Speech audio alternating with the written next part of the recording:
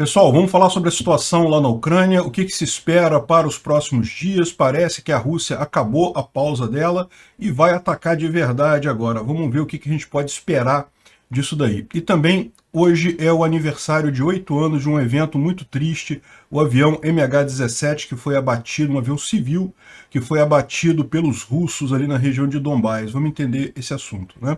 Essa notícia foi sugerida, ou essas notícias foram sugeridas por Ropeano, Fim do Imposto e mais um monte de gente. Obrigado aí ao pessoal que sugeriu a notícia. Obrigado a você que está assistindo o nosso vídeo. Se você gosta do nosso conteúdo, por favor, deixe o seu like e se inscreva aqui no canal, né? E você que está chegando aqui agora, lembra, isso daqui é um informe diário, tá? A gente fala sobre as notícias do último dia apenas. De vez em quando alguém pergunta aqui nos comentários: ah, mas você não falou do assunto tal assim assim? Ah, mas você esqueceu de falar dos brasileiros que morreram? Não, isso aqui é um vídeo que eu faço todo dia. No dia que houve a morte dos brasileiros, eu falei de todos eles. Tudo tem aí, é só você ir no dia certo, tem uma playlist que vem desde o dia 24 de fevereiro. Então seja muito bem-vindo se você é novato aqui no nosso canal e espero que você goste do conteúdo, né? Enfim, de ontem para hoje não teve grandes mudanças na linha de frente, embora aqui no mapa apareça Bilororivka agora tomada pelos russos, né?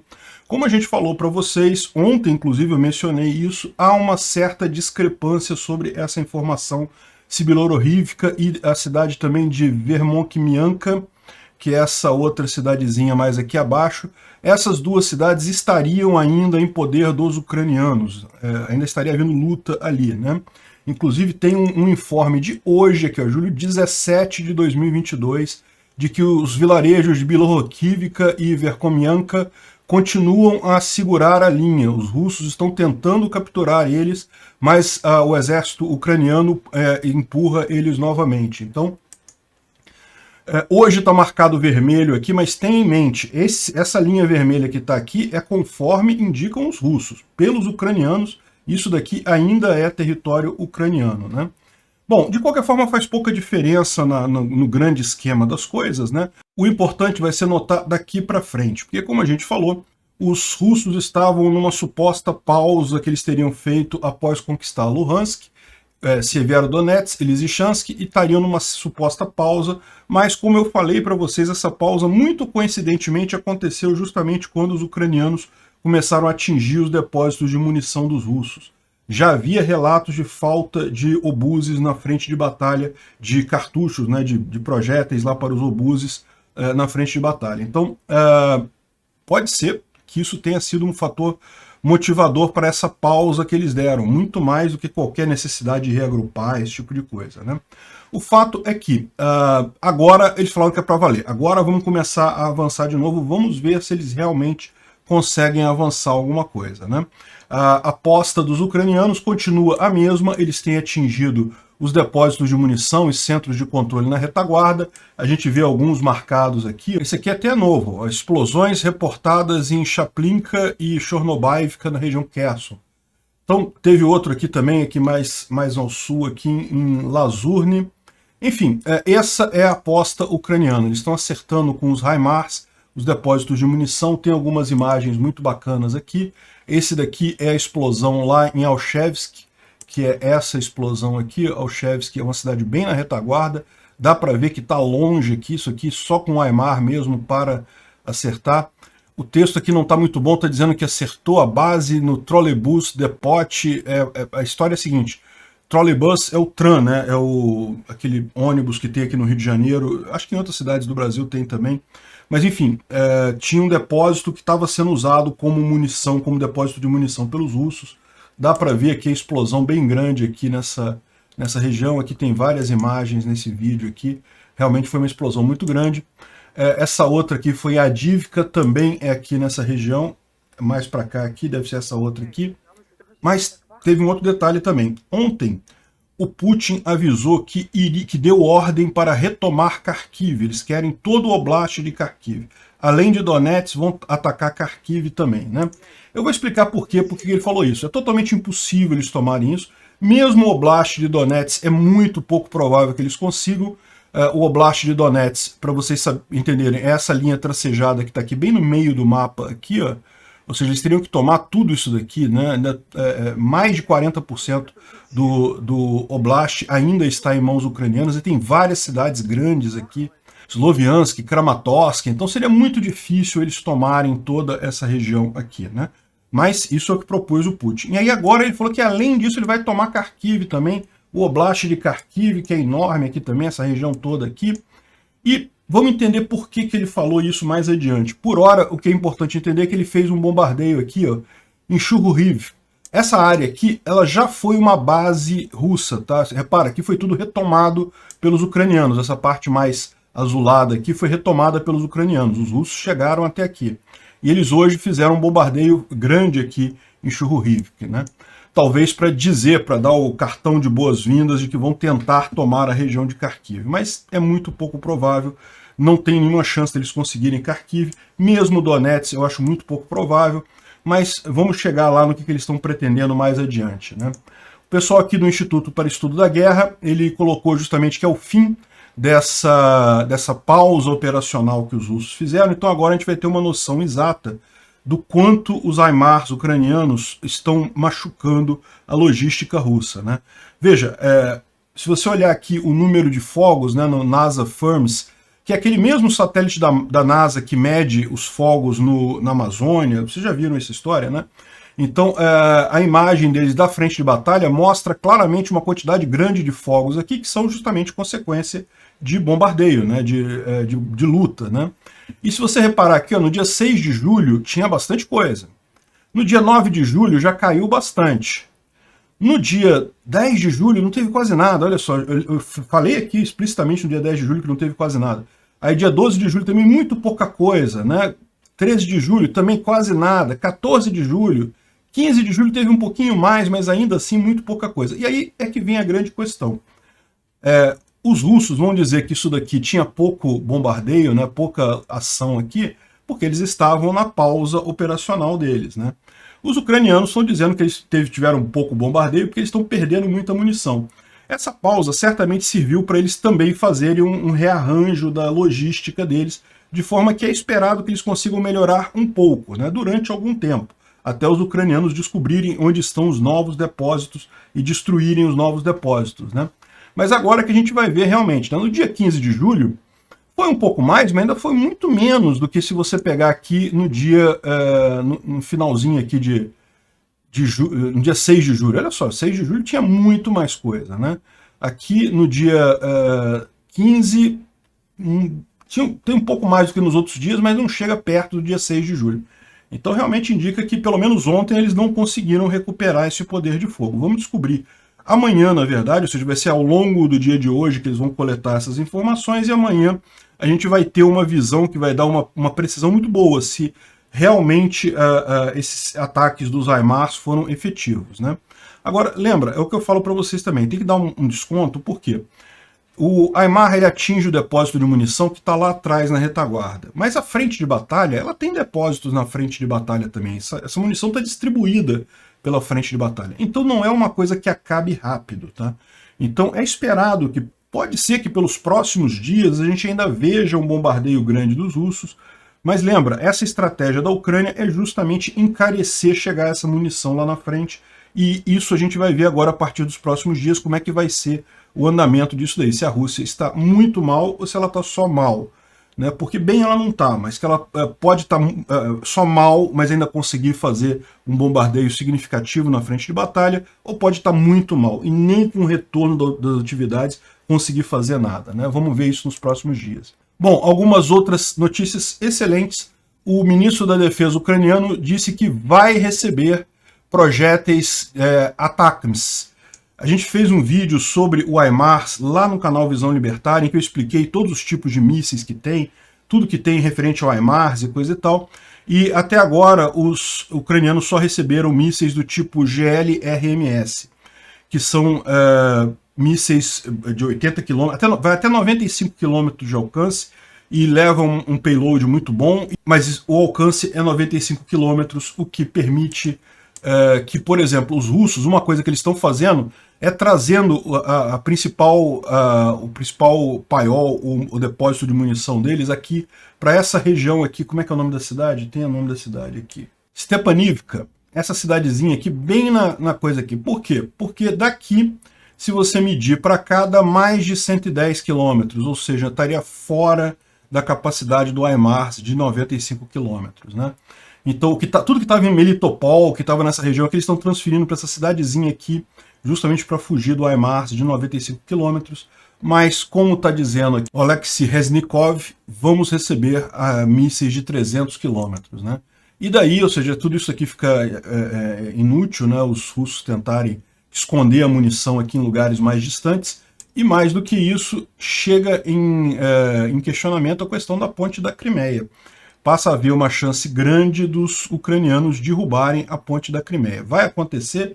Não vai acontecer? Não sabemos. Mas que eu acho que eles vão tentar, eles vão. Se eles vão conseguir ou não, não se sabe, né? Como eu falei, os russos já esperam esse movimento dos ucranianos aqui. A gente viu alguns exercícios que eles fizeram de fumaça, de dispositivos para tentar iludir mísseis e coisa e tal.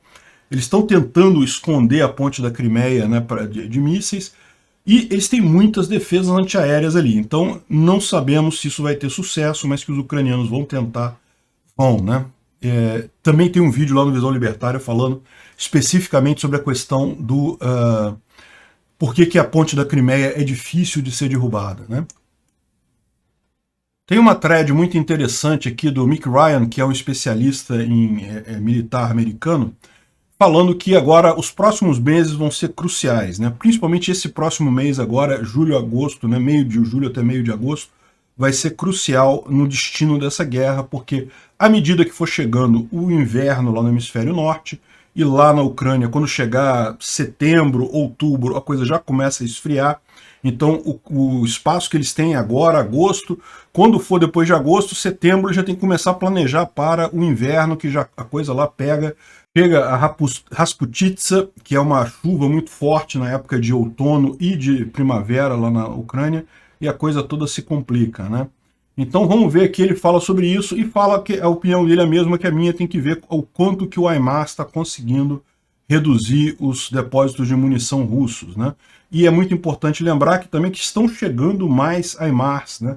Hoje a Ucrânia tem 4 HIMARS e com 4 ela já conseguiu fazer um estrago enorme na logística russa. Estão chegando mais, isso vai fazer realmente uma diferença grande, mas é isso daí, o próximo mês vai ser absolutamente decisivo aí nessa guerra, vamos ver até onde que vai, né? Além disso, lembra, uma das estimativas da gente ver a contraofensiva ucraniana é justamente agora, no final de julho ou no final de agosto, né? Faz todo sentido esse calendário. E aqui está uma entrevista do Alexei Arestovich, que é um consultor militar da presidência da Ucrânia, em que ele falou algumas coisas bastante interessantes, né?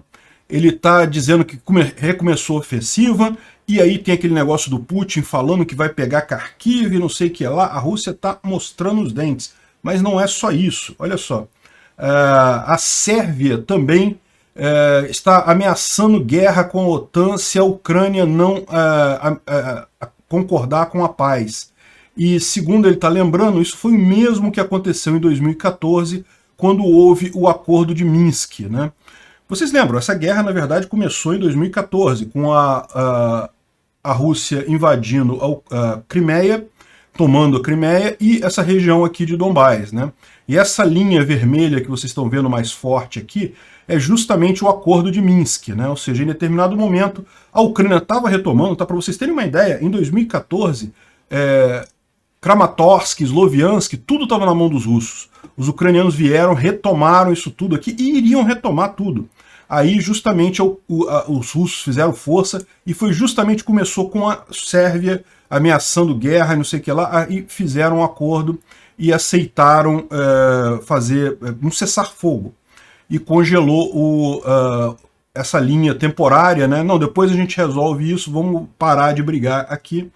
E o que aconteceu nesse meio tempo foi o que a gente viu, né? Na verdade, isso não resolveu o problema. Se fosse questão de trocar território por paz, talvez fosse até algo válido para os ucranianos pensarem. Mas a gente sabe que não vai trocar por nada.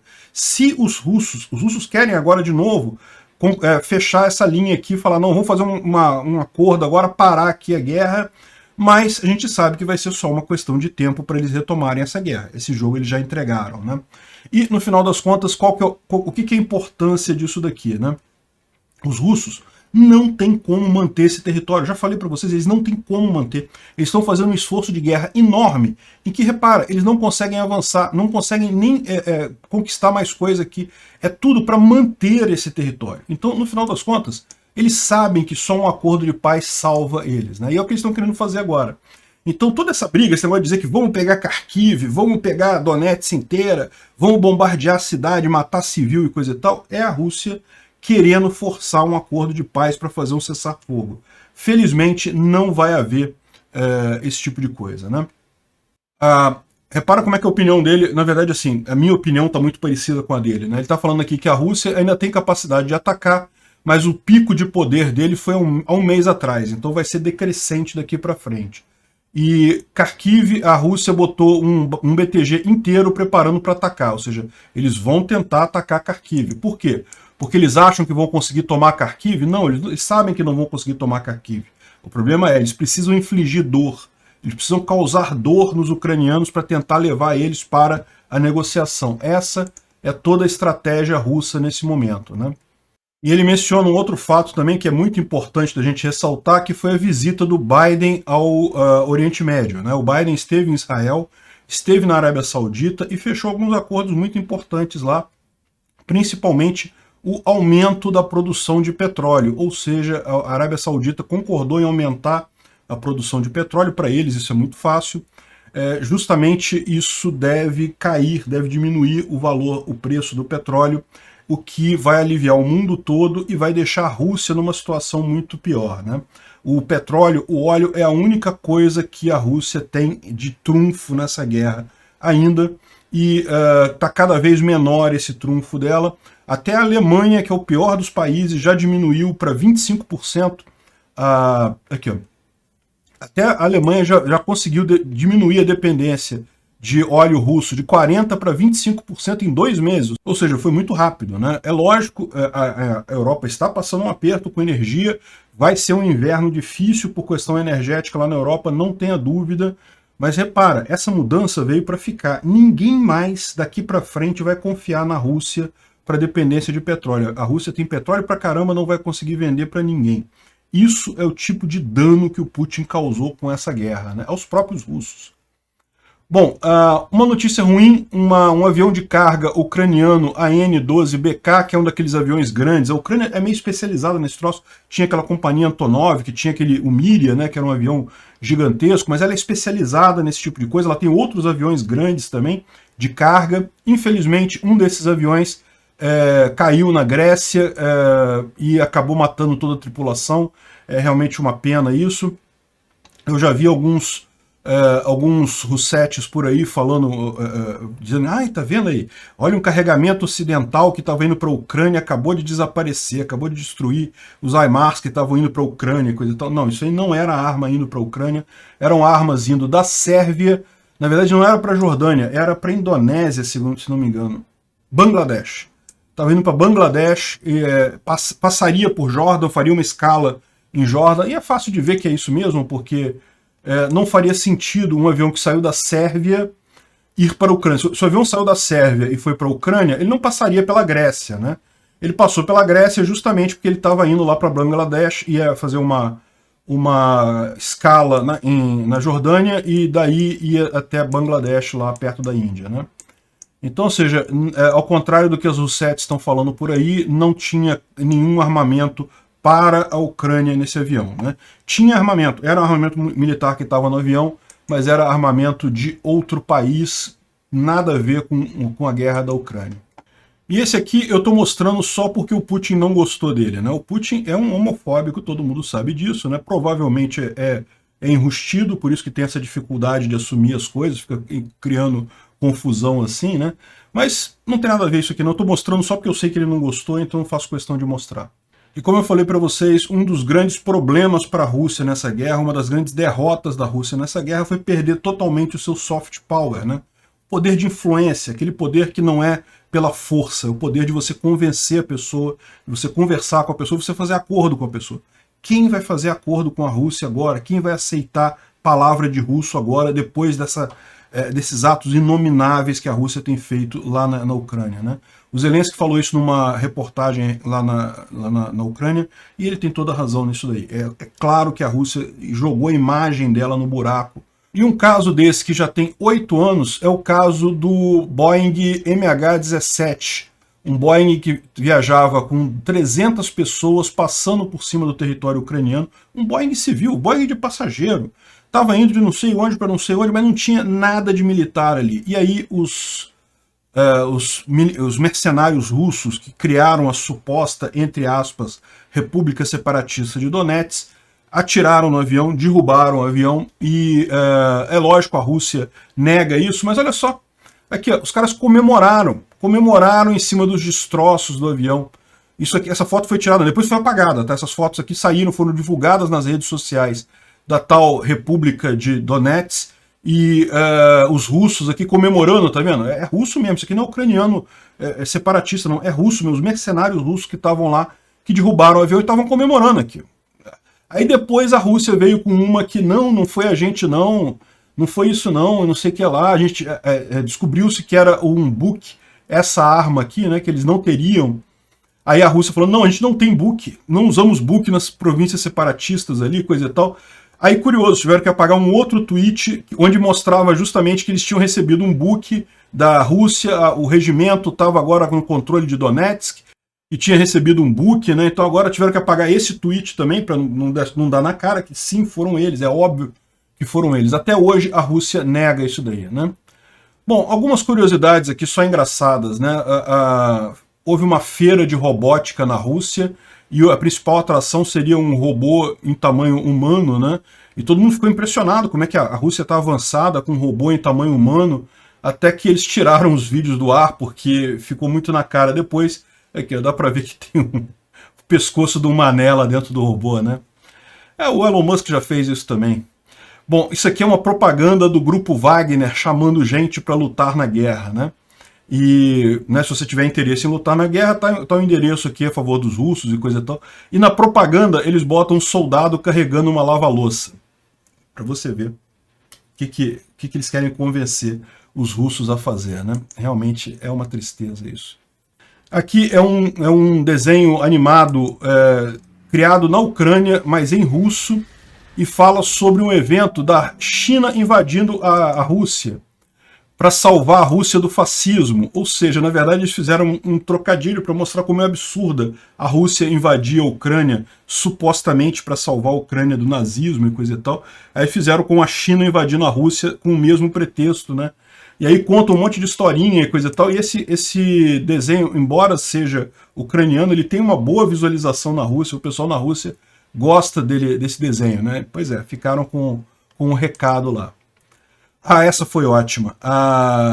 Vocês lembram, a União Europeia obrigou a Lituânia a deixar passar a carga russa ali entre Kaliningrado e Minsk, né? E a Lituânia falou que vai obedecer, mas que não dá um prazo. Então, por enquanto, continua fechado. Não tem prazo para reabrir. Ganharam o meu respeito. Acho lindo. Vai lá, Putin, ataca a Lituânia para você ver. E, bom, por último, a Microsoft lançou um documento avisando que houve tentativa de invasão. As equipes delas de cybersecurity detectaram tentativas de invasão em vários países.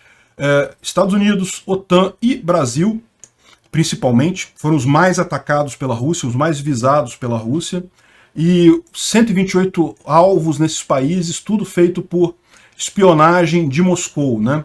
Moscou, lógico, nega isso, fala que não, mas é aquele negócio, a Microsoft é que está vendo isso na prática acontecer lá, né? Isso aí é só um aviso para aquele pessoal que acha que a Rússia é amiga do Brasil. Não, a Rússia não é amiga do Brasil, não, tá? Vocês estão muito enganados. Muito menos amiga do Bolsonaro. Eu vou te dizer um negócio, Bolsonaro lambe as bolas do Putin o tempo todo, mas o Putin prefere o Lula, você pode ter certeza disso. Obrigado por assistir o vídeo até o final. Além de curtir, compartilhar e se inscrever no canal, considere se tornar patrocinador com valores a partir de R$ 1,99. Clique no botão Seja Membro abaixo para saber as condições e vantagens de patrocinar o canal. Mais informações sobre o nosso projeto, visite nossos sites indicados na tela.